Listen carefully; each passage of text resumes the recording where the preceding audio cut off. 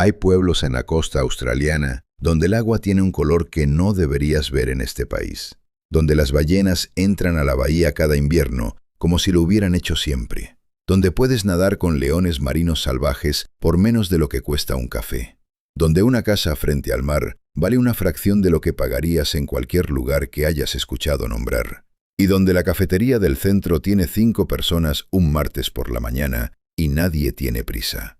Y casi ningún australiano sabe que existen. 12 pueblos, 12 lugares que el sistema turístico lleva décadas ignorando deliberadamente. No aparecen en campañas publicitarias, no salen en las listas de los medios de viaje, no tienen influencers haciendo cola para fotografiar el atardecer. Existen de todas formas, tranquilos y completos, esperando a la gente que sabe lo que busca, aunque todavía no sepa el nombre del lugar. Antes de empezar, hay algo importante que decir. Esta lista no es para todo el mundo. No es para quien necesita tener un hospital a 10 minutos. No es para familias que requieren educación secundaria completa en el mismo pueblo. No es para quien mide la calidad de un lugar por la cantidad de restaurantes que puede alcanzar caminando. Eso no es una crítica, es una descripción honesta. Los pueblos de esta lista tienen algo que los lugares conocidos perdieron hace tiempo. Y el precio de tener eso es real y concreto. Distancia, servicios limitados, inviernos que vacían las calles. El que esté dispuesto a pagar ese precio va a encontrar aquí algo que no encontrará en ninguna otra parte de este país. El número 12 es Cooktown, en Queensland. 2.300 habitantes, a 4 horas al norte de Cairns por la ruta interior. El precio medio de una casa ronda entre los 275.000 y los 330.000 dólares. Cuando llegas al pueblo por primera vez y bajas al río, lo primero que piensas es que algo no encaja. El agua está ahí, quieta y marrón dorada bajo el sol del trópico. Los manglares presionados contra la orilla. La selva patrimonio mundial cerrando el horizonte por 3 lados. Y hay un silencio tan completo que cuesta creer que estás en Australia y no en algún lugar al que todavía no ha llegado nadie. Cook encalló aquí con su barco y pasó semanas reparándolo mientras la tierra lo observaba. Eso fue hace mucho tiempo. El río tiene exactamente el mismo aspecto. Eso es lo primero que te golpea, que el tiempo aquí no corrió de la misma manera que en el resto del país. Charlotte Street conserva edificios coloniales de madera con galerías cubiertas que protegen del sol tropical. El museo local, instalado en un antiguo convento, guarda el ancla original del Endeavour y los cañones que fueron arrojados al agua durante el encallamiento. Para un pueblo de 2.300 personas, esa colección sería notable en cualquier capital del mundo. La Gran Barrera de Coral está accesible en charter desde el puerto. La selva comienza donde el pueblo termina. Y sin embargo, hay cosas que nadie te cuenta sobre Cooktown antes de que tomes la decisión de mudarte. La criminalidad supera la media estatal en delitos contra la propiedad. La atención médica más allá del nivel básico exige viajar a Cairns por carretera o en traslado aeromedical. La temporada de lluvias convierte la pista costera en algo impracticable y deja el pueblo prácticamente aislado durante semanas. La escolarización llega hasta el año 10. Cooktown exige mucho de quien lo elige. No lo oculta. Hablé con una mujer que se mudó desde Brisbane hace 15 años después de un viaje en autocaravana. Compró una casa de 3 habitaciones por menos de $200.000 y nunca volvió. Me dijo que la luz sobre el río al atardecer fue lo que la retuvo, que llevaba décadas queriendo escribir un libro, que en Cooktown escribió 3. No porque de repente tuviera más talento o más tiempo libre, sino porque no hay nada compitiendo por tu atención. No hay ruido de fondo. No hay la sensación constante de que deberías estar haciendo otra cosa. Solo el río, la luz y el trabajo que siempre quisiste hacer, pero que la ciudad nunca te dejó terminar. Eso es lo que Cooktown le dio. Y es lo que le da a la gente que entiende lo que está buscando cuando llega aquí.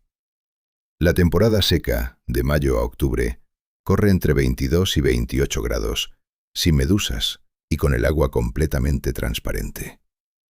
La temporada húmeda trae calor intenso, lluvia y un aislamiento genuino que dura varias semanas. Cooktown está en el número 12 de esta lista porque es el que más exige, pero también es el que más devuelve a quien está dispuesto a darlo. Si llegaste hasta aquí y esto te resuena, suscríbete y dale like al vídeo. Nos ayuda muchísimo a seguir encontrando lugares como este que el sistema turístico prefiere que no conozcas. El número 11 es donde uno de los ríos más famosos de toda Australia termina su viaje. La mayoría de los australianos que crecieron escuchando sobre ese río en canciones y poemas nunca han ido a ver dónde termina. Y lo que encontrarás cuando llegues ahí es tan silencioso, tan quieto y tan completamente opuesto a todo lo que esperabas, que la primera vez que lo ves desde la orilla, a la hora en que el sol empieza a bajar y la niebla todavía no se ha ido del todo, tienes que quedarte un momento sin decir nada, porque lo que sientes no tiene una palabra exacta en ningún idioma. Marlo, Victoria, 300 habitantes. A 4 horas y media al este de Melbourne. El precio medio de una casa está entre los $380,000 y los $480,000. El río Snowy llega aquí después de 350 kilómetros desde las montañas. Cruza una barra de arena y desemboca en el mar de Tasmania, en una playa pequeña con un embarcadero, un pub y casas de fibrocemento que no han cambiado desde los años 60. El final del río es exactamente así, tranquilo, sin ceremonia, sin cartel indicador que diga que este es el lugar. Y eso es precisamente lo que lo hace tan difícil de olvidar. Al amanecer, la niebla se asienta sobre el agua. La luz cae en horizontal y se vuelve dorada de una manera que no pasa en las ciudades, porque en las ciudades siempre hay algo interponiéndose entre tú y la luz. En Marlo no hay nada interponiéndose. La criminalidad es prácticamente inexistente. No hay farmacia, no hay supermercado, no hay escuela en el pueblo. El hospital más cercano está en Orbost, a 20 kilómetros. Todo lo que no sea combustible o una comida en el pub requiere conducir. Y aún así, la pareja de la que te voy a hablar no cambiaría esto por nada de lo que dejó atrás en Melbourne.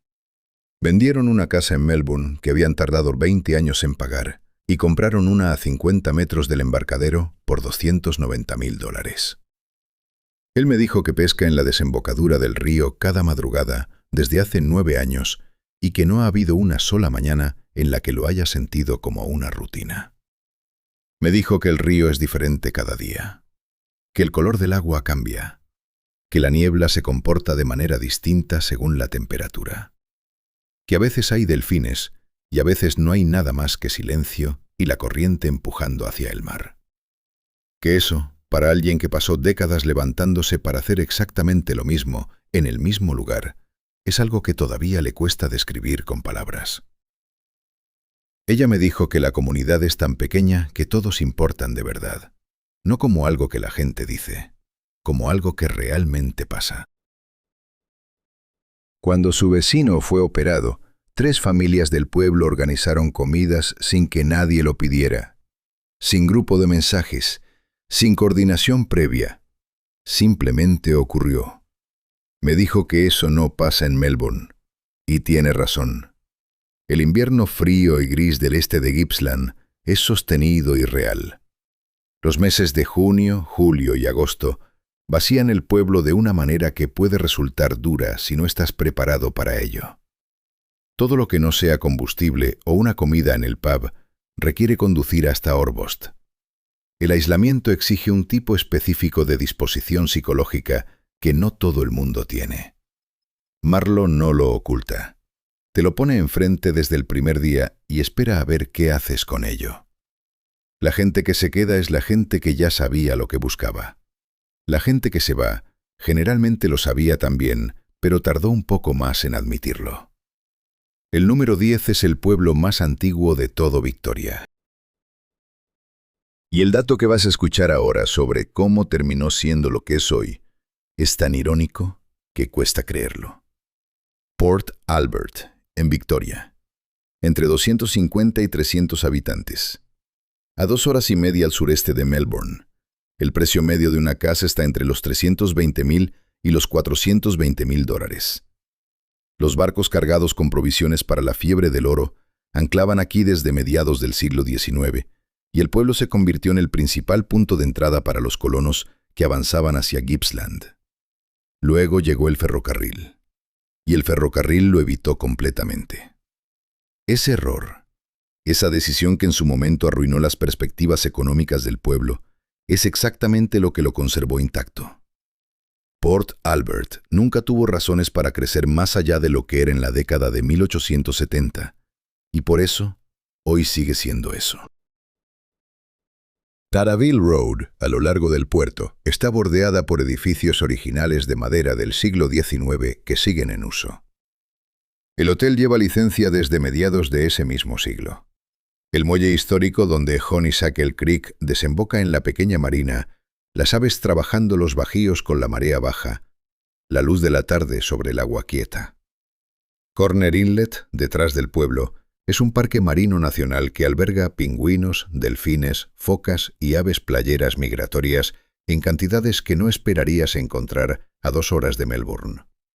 Es como uno de esos destinos costeros de lujo del otro lado de la bahía, pero sin las multitudes del fin de semana, sin los precios de hotel boutique, sin la sensación de que estás en un escenario construido para turistas. La criminalidad es prácticamente inexistente. No hay médico general ni farmacia en el pueblo. El hospital está en Yarram, a 18 kilómetros al norte. Hablé con un ex profesor de historia en sus mediados de los 60, que se mudó aquí hace 12 años con su esposa enfermera, después de descubrir el pueblo en una excursión de un día. Me dijo que pasó 35 años enseñando historia australiana en un aula, explicando con mapas y fotografías cómo se fue construyendo este país, y que ahora camina junto a edificios que estaban en pie cuando Victoria todavía se estaba fundando y que siguen en uso hoy. Me dijo que eso cambia algo en la manera en que entiendes el tiempo, que no es lo mismo leer sobre ello que pasear por delante cada mañana.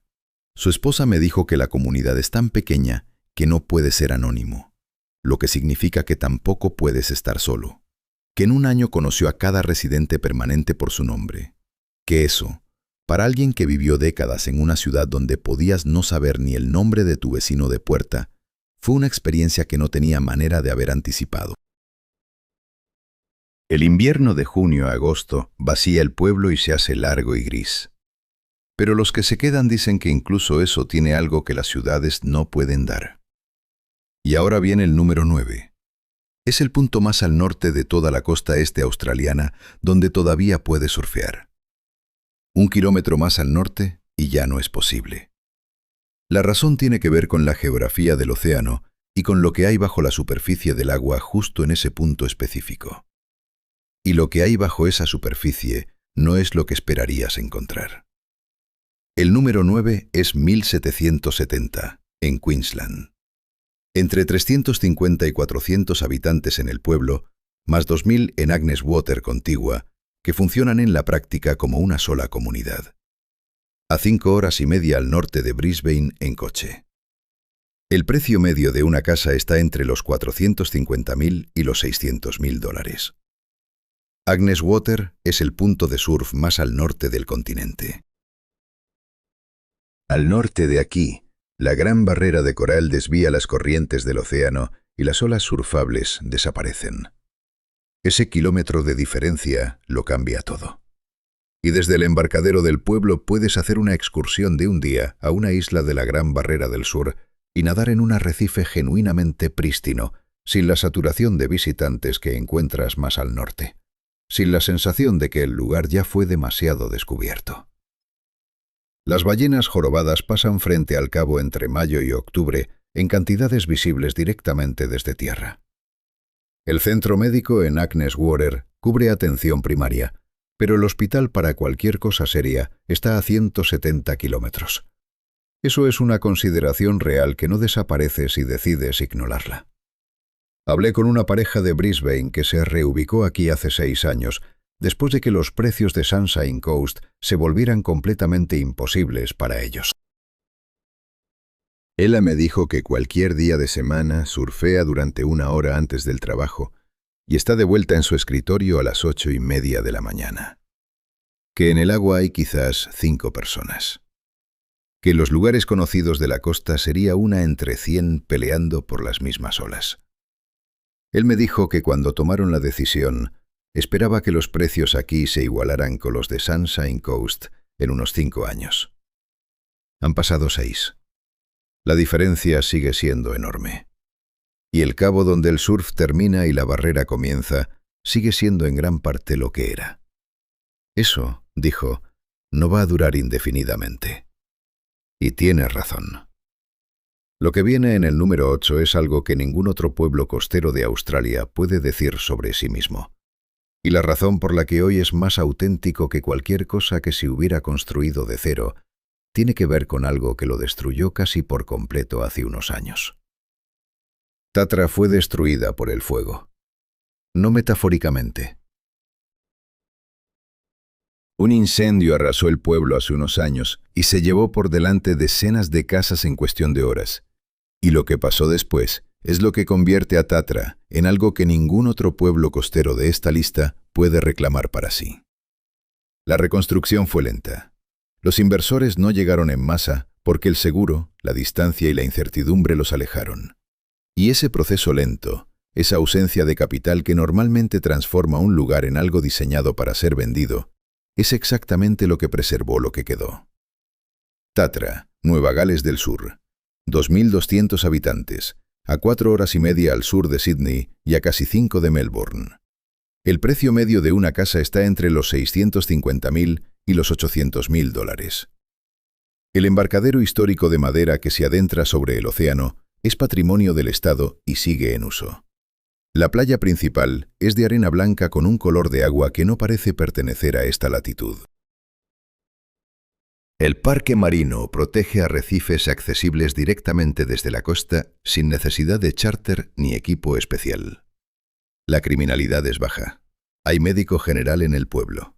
El hospital está en Vega, a 30 kilómetros.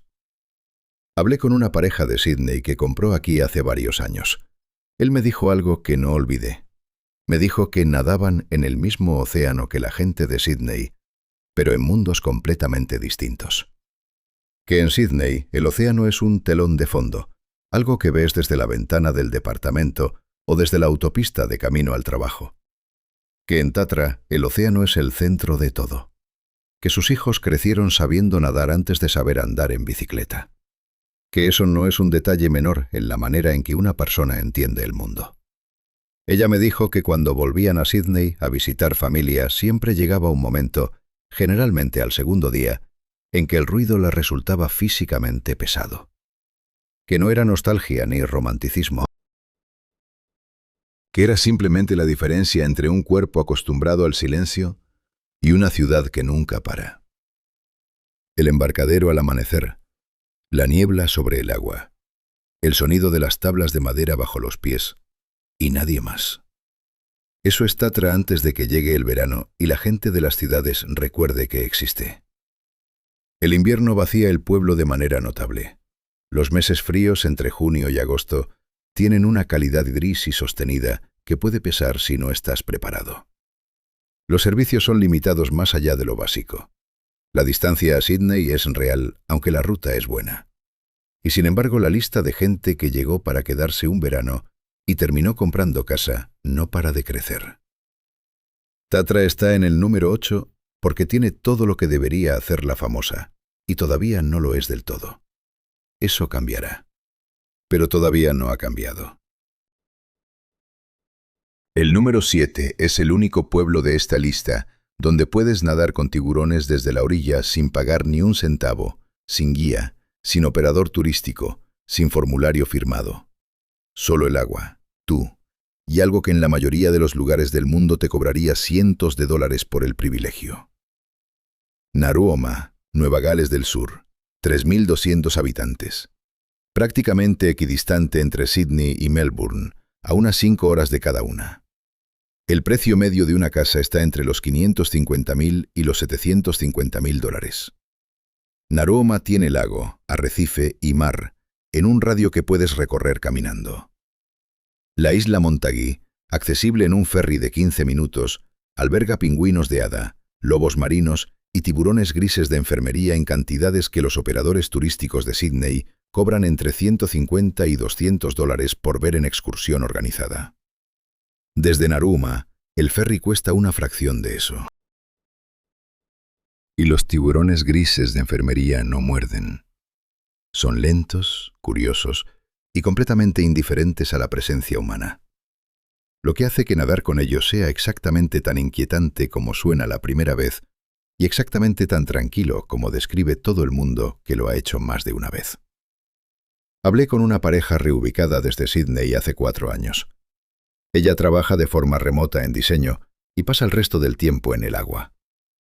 Me dijo que la primera vez que nadó con los tiburones grises, entendió que el miedo era completamente inútil, que el animal no tenía ningún interés en ella, que esa ausencia de interés fue lo más extraño, que la segunda vez el miedo directamente no apareció, que nadar con algo tan antiguo y tan ajeno, en aguas tan claras y tan frías, es una de las pocas experiencias que no puedes recrear en ninguna pantalla ni explicar a alguien que no lo haya hecho.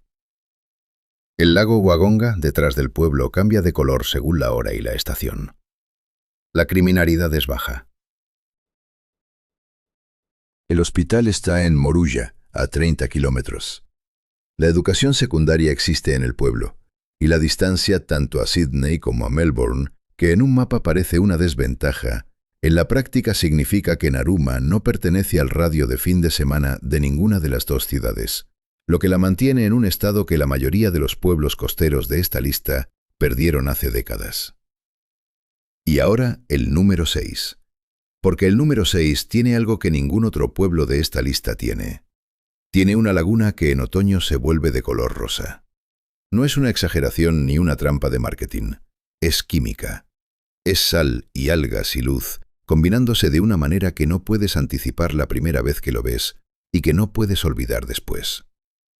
Robe, en Australia del Sur, 1.400 habitantes, a 3 horas y media de Adelaide.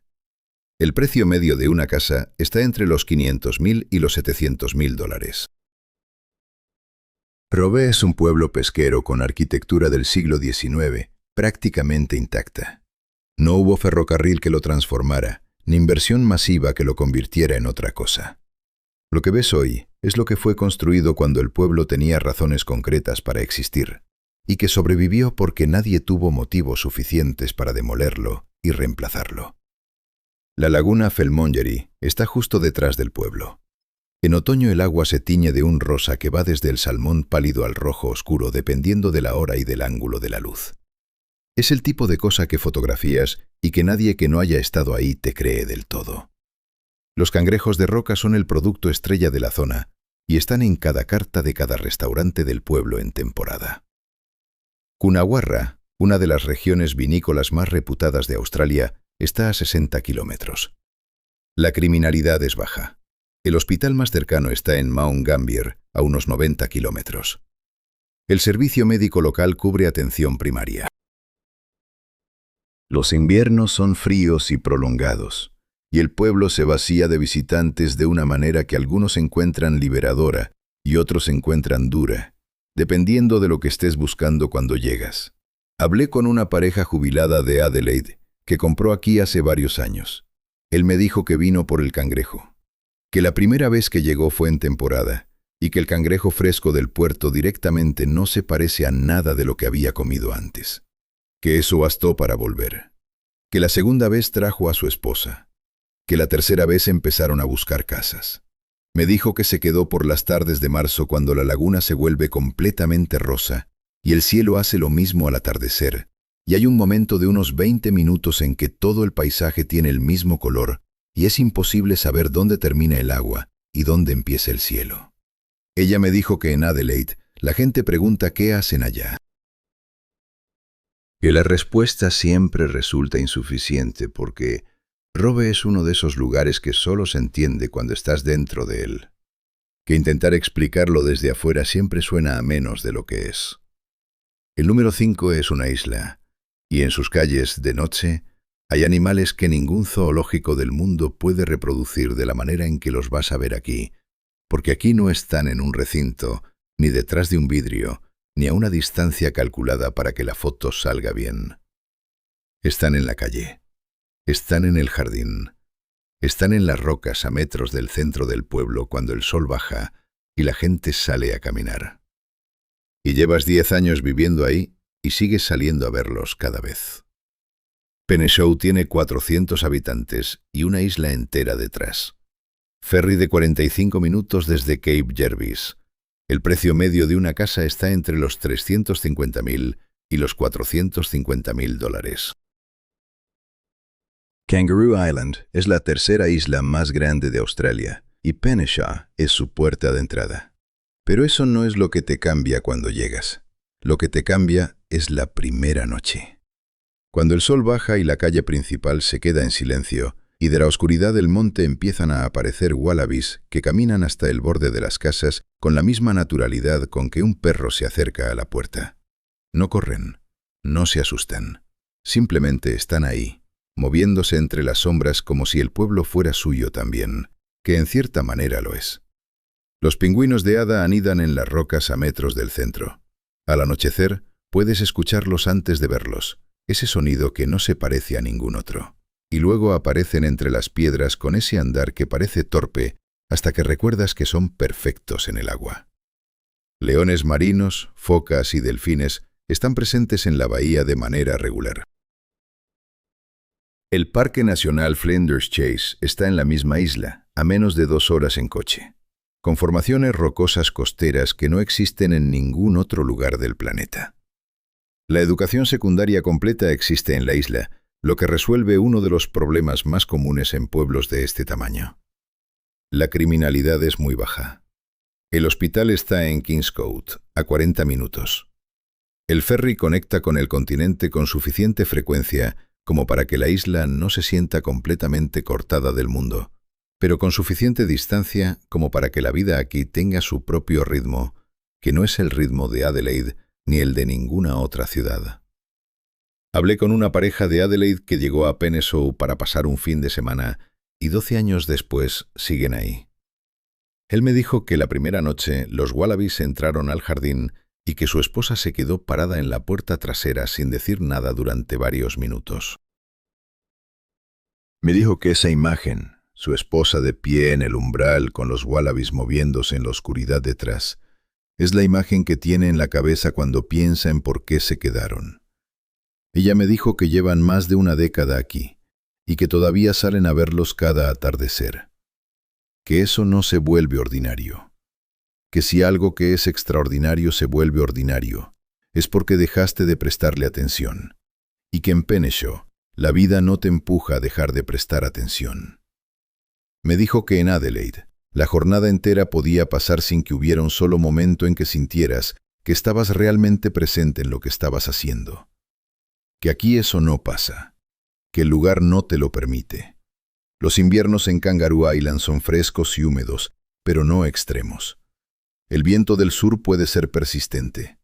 Los meses de julio y agosto reducen el flujo de visitantes y el pueblo se contrae sobre sí mismo de una manera que los residentes permanentes describen como un alivio más que como una pérdida. El ferry tiene sus propias condiciones meteorológicas que a veces lo retrasan.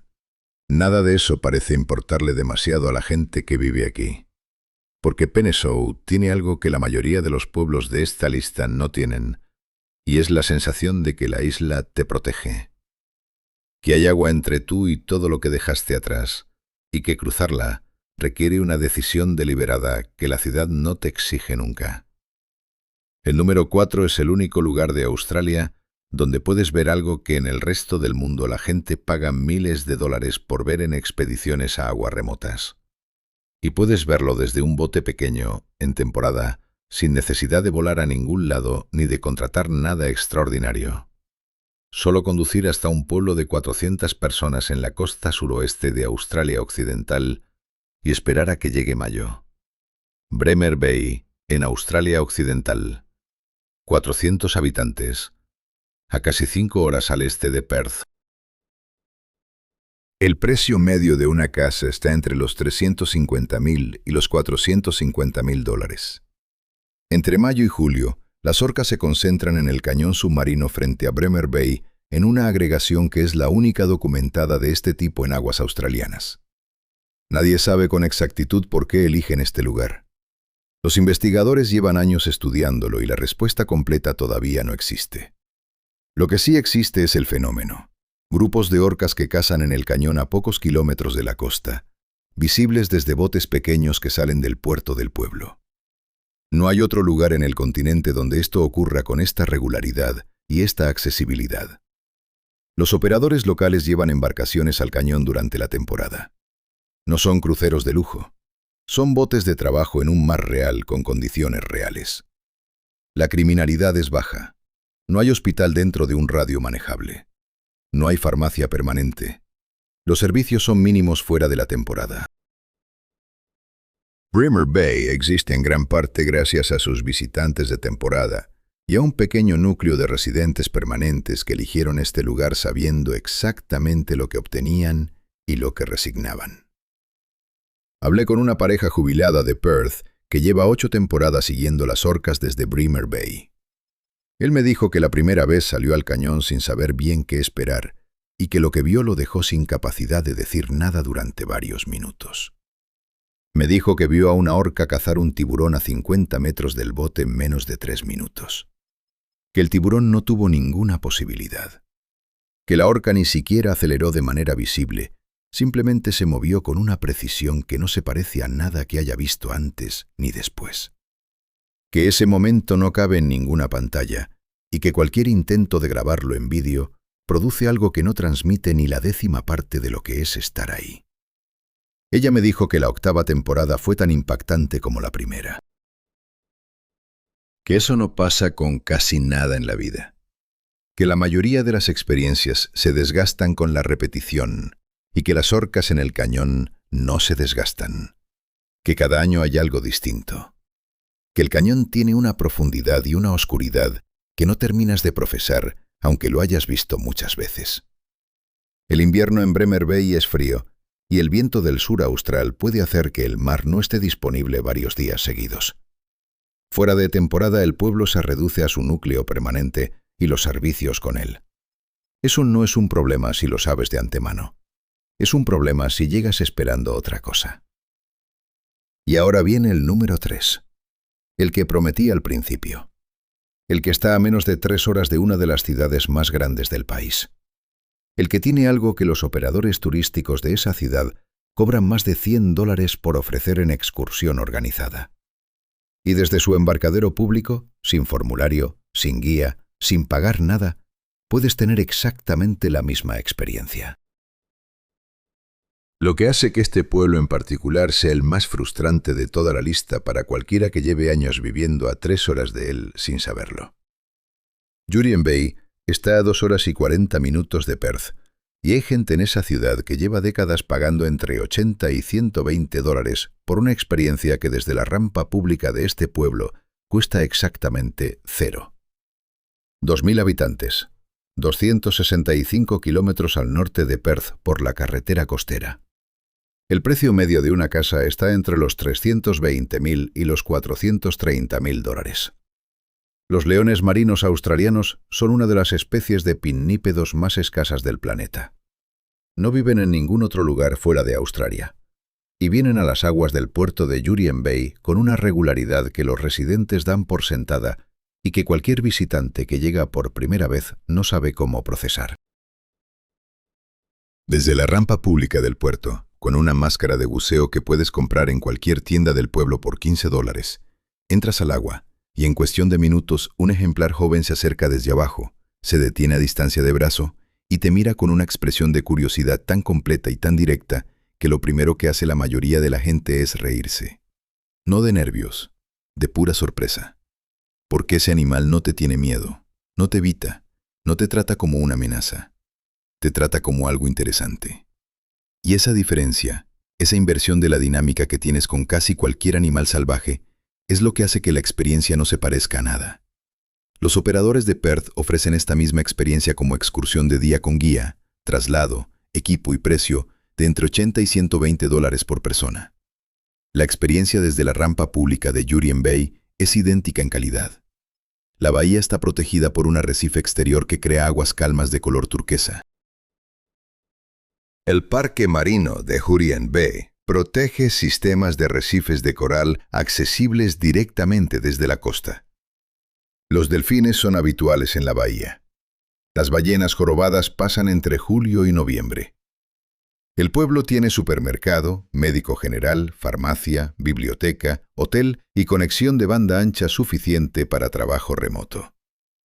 Perth está a 265 kilómetros al sur, lo que hace que la distancia al hospital sea manejable de una manera que no lo es en la mayoría de los otros pueblos de esta lista. La criminalidad es baja a moderada, el patrón habitual de un pueblo de veraneo con alta afluencia de visitantes en los meses calurosos. La educación secundaria llega hasta el año 10 localmente. Hablé con una pareja de Perth que se mudó hace 5 años. Ella trabaja de forma remota en finanzas y pasa el resto del tiempo en el agua. Compraron una casa de 4 dormitorios a 2 cuadras de la costa por $360,000. Me dijo que nada con los leones marinos casi todas las mañanas, que lo ha hecho unas 200 veces, que todavía tiene que controlarse para no reírse cuando un ejemplar joven se acerca y la mira con esa expresión. Me dijo que no puedes reproducir eso en un gimnasio ni en ninguna pantalla. Que Perth dejó de ser necesaria en 6 meses. Que van a Perth una vez al mes para citas y familia. Que siempre están contentos de volver y que el viaje de regreso es la mejor parte del trayecto. Los precios han subido a medida que la gente de Perth que busca un cambio de vida ha ido descubriendo el pueblo. Los fines de semana largos de Perth traen un aumento visible de visitantes. El año 11 y el año 12 van a requerir eventualmente una decisión sobre dónde escolarizar a los hijos. Nada dentro de 2 horas y media de Perth ofrece lo que ofrece Hurrien Bay. Y eso no es una opinión. Es simplemente una descripción de lo que hay y de lo que no hay en ese radio. El número 2 está a 7 horas y media de Perth por carretera. Y hay gente que hizo ese viaje por primera vez sin intención de quedarse, para una noche, y no volvió a salir en 3 meses. Hopetoun, en Australia Occidental. Entre 700 y 900 habitantes. 740 kilómetros al sureste de Perth. El precio medio de una casa está entre los $220,000 y los $310,000. Cuando te detienes en el mirador sobre la bahía después de 7 horas y media de conducción, lo primero que piensas es que algo no está bien. El agua es de un turquesa pálido sobre arena blanca que se profundiza en verde azulado y luego en azul abierto. Completamente calma. Completamente vacía. Ese color no debería existir en la costa del Océano Sur. Pero la geometría de la bahía y el sistema del Gran Golfo Australiano producen una claridad y un color que la mayoría de los australianos asocia únicamente con el trópico de Queensland. Y está aquí, a 740 kilómetros de Perth, con casas que cuestan $220,000. Hopetoun es la puerta de entrada al Parque Nacional Cape Arid, uno de los tramos de costa más remotos y prístinos del continente. El parque comienza donde el pueblo termina. A 40 minutos al este en un vehículo de 4 ruedas, hay playas de naturaleza salvaje que no tienen equivalente en accesibilidad desde ningún otro pueblo australiano. Las ballenas francesas australes entran a la bahía entre julio y septiembre. Una mina de níquel a 50 kilómetros al norte provee empleo durante todo el año, lo que aísla la economía local de la dependencia pura del turismo estacional y sostiene servicios que la población residencial sola no podría mantener. Eso significa que el pueblo funciona con una estabilidad que no encuentras en lugares de tamaño similar que dependen únicamente de los visitantes de verano. No hay hospital dentro de 200 kilómetros. No hay farmacia permanente. La educación secundaria completa requiere salir del pueblo. Para quien eso es un obstáculo insalvable, Hopetoun no es el lugar. Para quien eso es simplemente el precio de algo que no tiene equivalente a ese costo en ninguna otra costa australiana, la conversación cambia completamente. Hablé con una pareja jubilada de Perth que paró en Hopetoun una noche durante un viaje en autocaravana hace 12 años Y no se fue en 3 meses. Vendieron su casa en Perth y compraron una a 200 metros de la bahía por $185,000.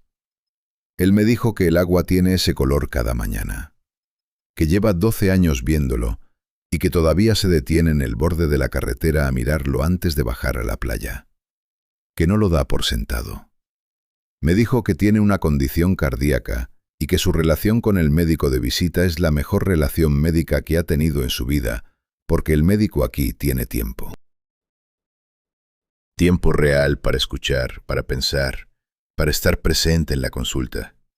Que eso no existía en Perth, donde la cita duraba lo que duraba, y el médico ya estaba pensando en el siguiente paciente antes de que terminaras de hablar. Ella me dijo que habían gastado dinero en vacaciones de playa en el extranjero, que eran objetivamente peores que lo que caminaban a ver cada mañana de forma gratuita.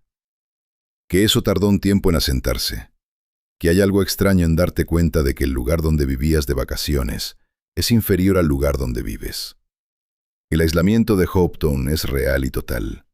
No es el tipo de distancia que desaparece cuando te acostumbras. Es el tipo de distancia que defines como una característica o como un problema, dependiendo de lo que necesitas de la vida en este momento.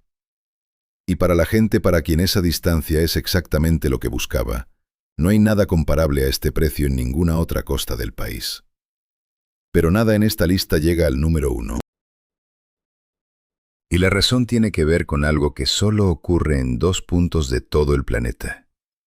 Hay 2 puntos en todo el planeta donde puedes pararte en tierra firme y ver con tus propios ojos el lugar exacto donde 2 océanos nombrados se encuentran.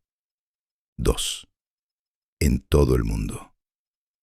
Y uno de ellos está en un pueblo australiano de 1,200 personas que la mayoría de los australianos nunca ha visitado, aunque quede a 3 horas y media de Perth. Pero antes de llegar al número 1, hay algo que ocurre en el número 3 de esta lista que necesitas escuchar. Porque es el dato que más frustra a la gente de Perth cuando lo descubre. Y lo descubren tarde. Siempre tarde. Augusta, en Australia Occidental, espera al final de esta lista.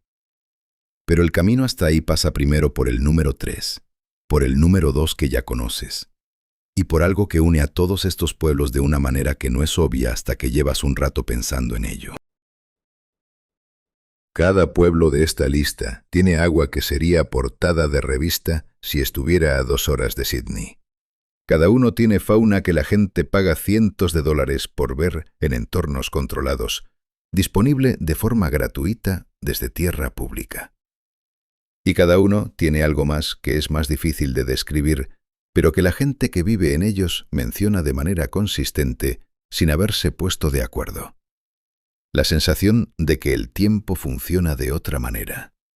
No más lento necesariamente, solo más real, más tuyo. Jurien Bay lo tiene. Hopetoun lo tiene de una manera que los 7 horas y media de carretera hacen inevitable.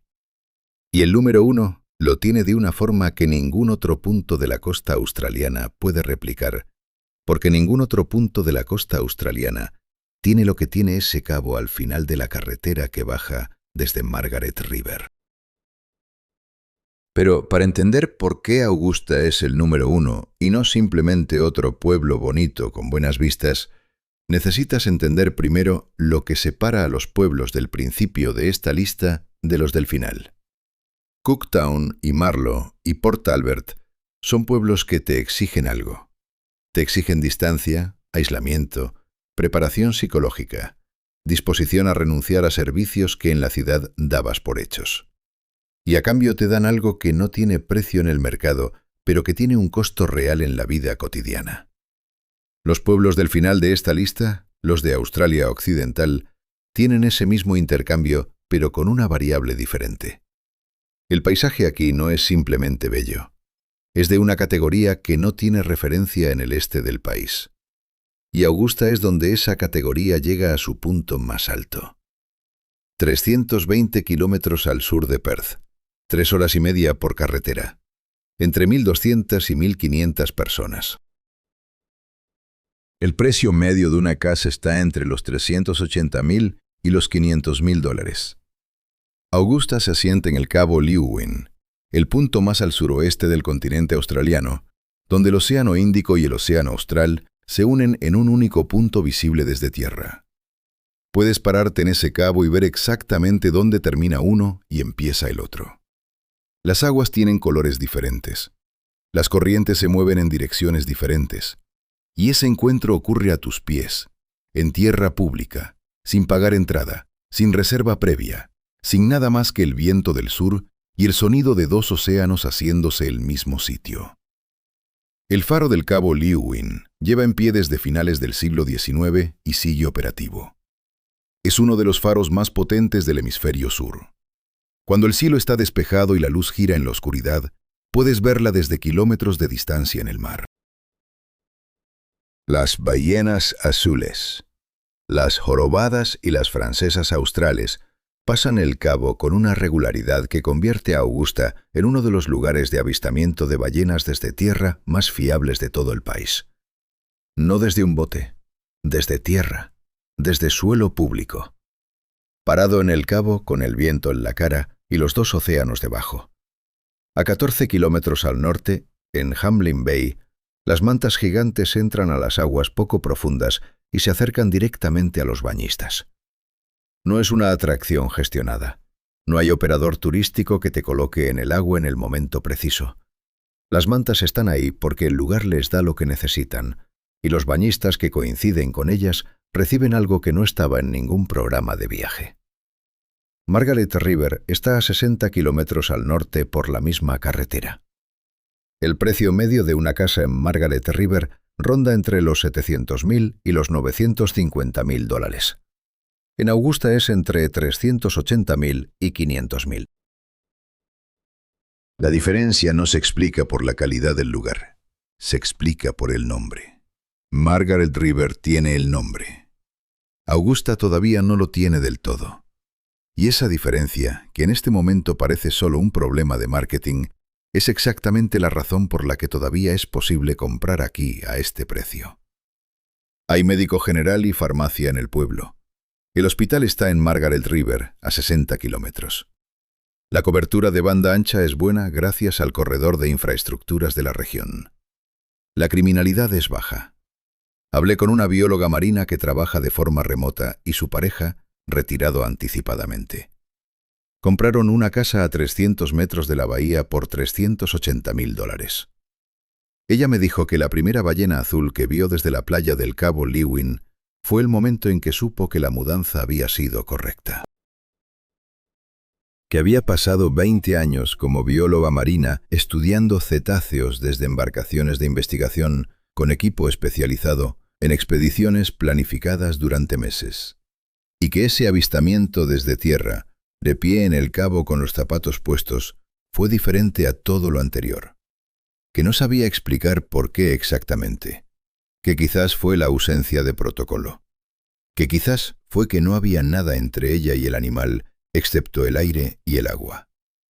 Que en 20 años de trabajo nunca había tenido eso. Él me dijo que Augusta es el tipo de pueblo donde si tu coche se avería en la calle principal, alguien para antes de que hayas sacado el teléfono. Me dijo que eso no es nostalgia ni idealización de la vida rural.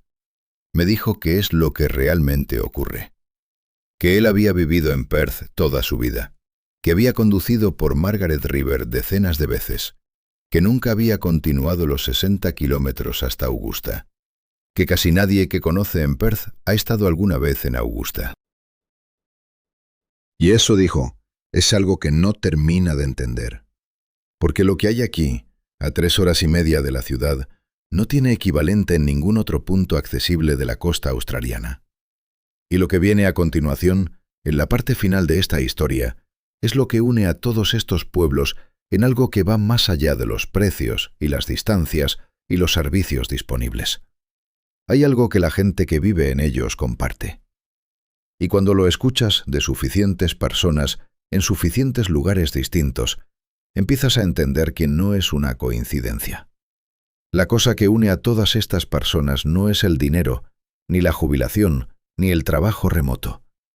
Es algo más específico y más difícil de nombrar.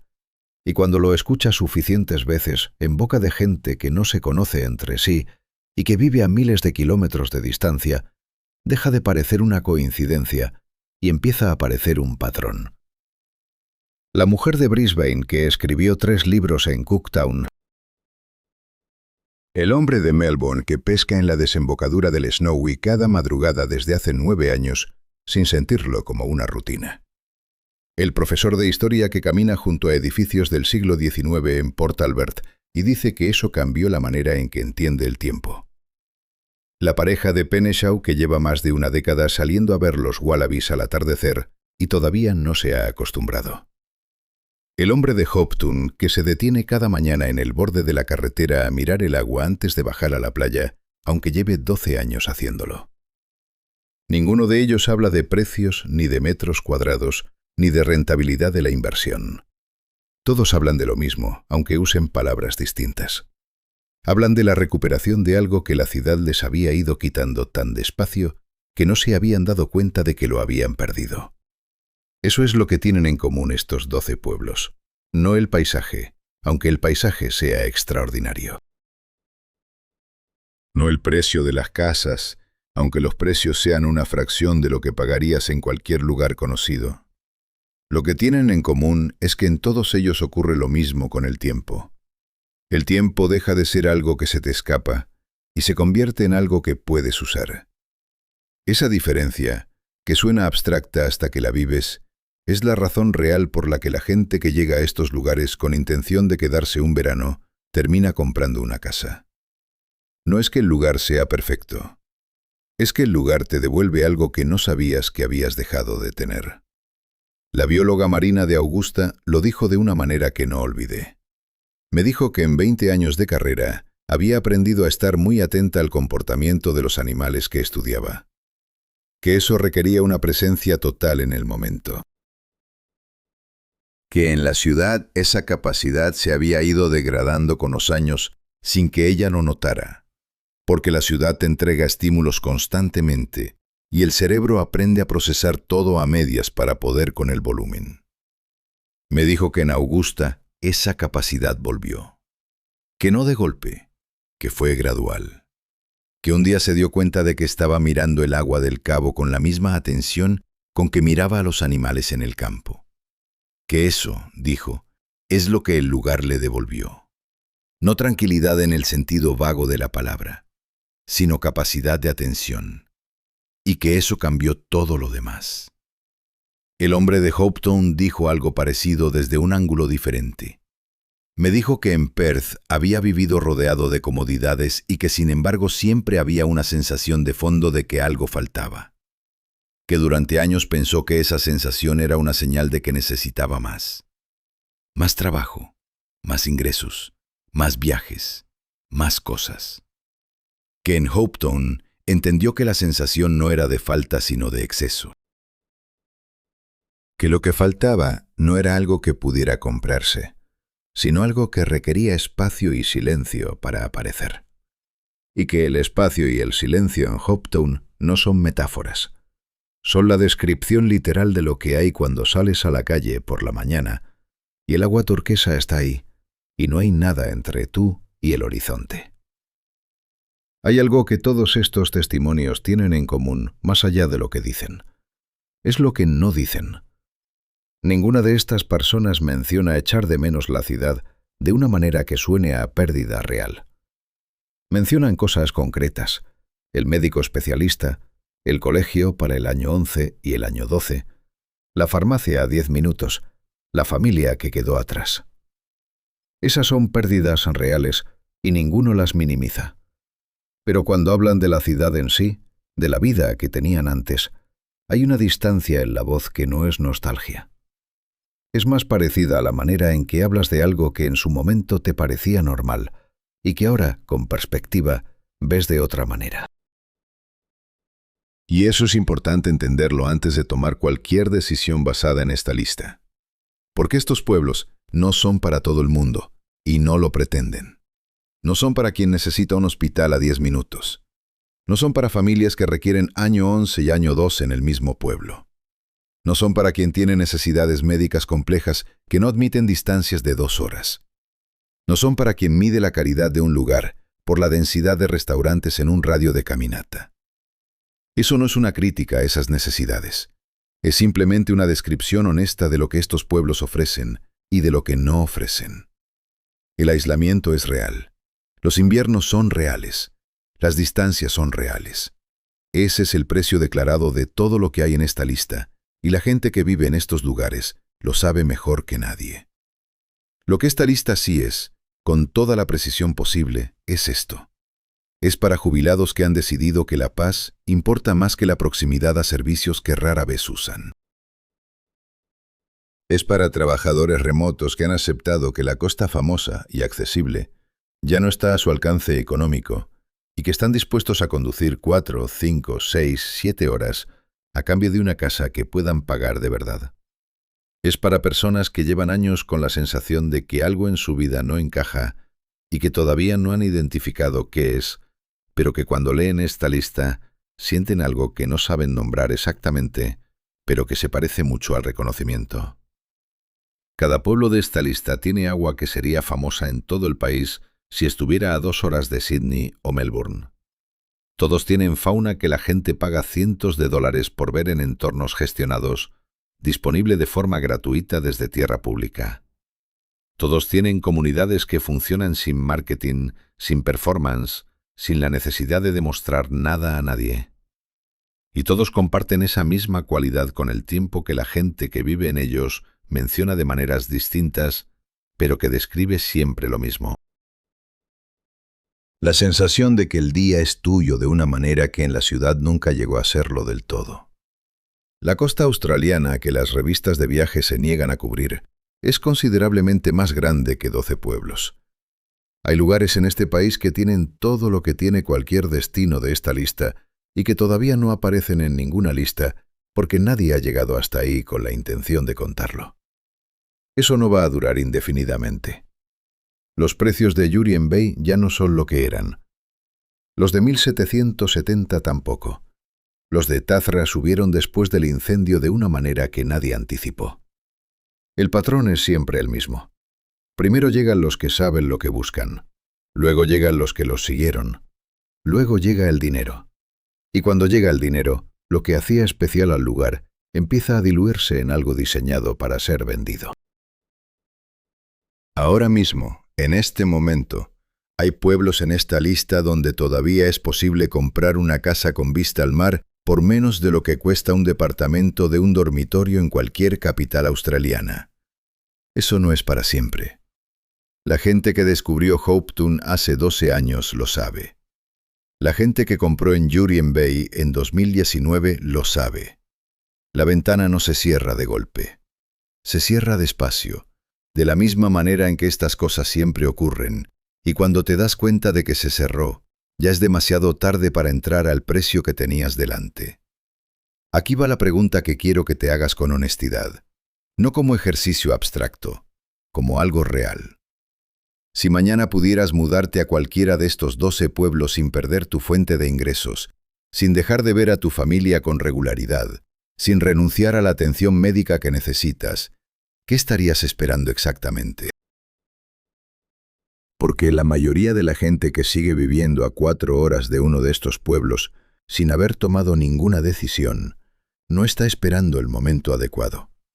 Está esperando permiso. Y ese permiso no va a llegar de ningún lado. Escríbelo en los comentarios. ¿Cuál de estos 12 pueblos es el que más se acerca a lo que llevas tiempo buscando sin saber dónde encontrarlo? Esas respuestas son lo que investigo a continuación. Y si llegaste hasta el final de este vídeo, suscríbete y dale like. La costa que nadie cubre es mucho más grande que 12 pueblos, y esto no es el último vídeo sobre ella.